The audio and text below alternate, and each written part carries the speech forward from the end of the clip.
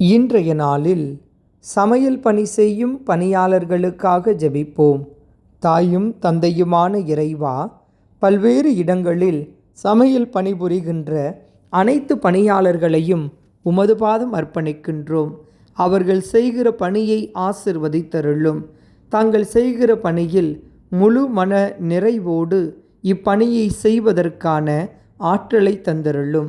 இவர்களின் உழைப்புக்கு ஏற்ற ஊதியம் கிடைக்கச் செய்தருளும். செய்கிற பணியில் கவனத்தோடு இருக்கவும் அவர்களை கரம் பிடித்து நீர் வழிநடத்த வேண்டுமாய் உம்மை மன்றாடுகிறோம். இவர்களின் வாழ்வில் வருகிற எல்லா விதமான ஏற்றத்தாழ்வுகளிலும் நீரே உடனிருந்து இவர்களை கரம் பிடித்து ஒவ்வொரு நாளும் வழிநடத்த வேண்டுமாய் உம்மை மன்றாடுகின்றோம். விண்ணுலகில் இருக்கின்ற எங்கள் தந்தையே, உமது பெயர் தூயதென போற்றப் பெறுக. உமது ஆட்சி வருக. உமது திருவுள்ளம் விண்ணுலகில் நிறைவேறுவது போல மண்ணுலகிலும் நிறைவேறுக. எங்கள் அன்றாட உணவை இன்று எங்களுக்கு தாரும்.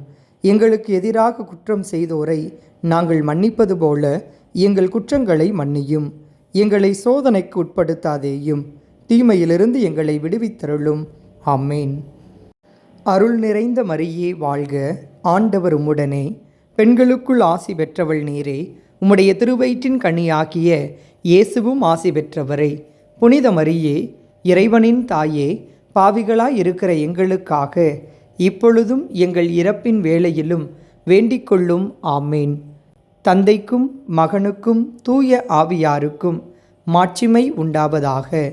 தொடக்கத்தில் இருந்தது போல இப்பொழுதும் எப்பொழுதும் என்றென்றும் இருப்பதாக. ஆமேன். தந்தை, மகன், தூய ஆவியின் பெயராலே. ஆமேன்.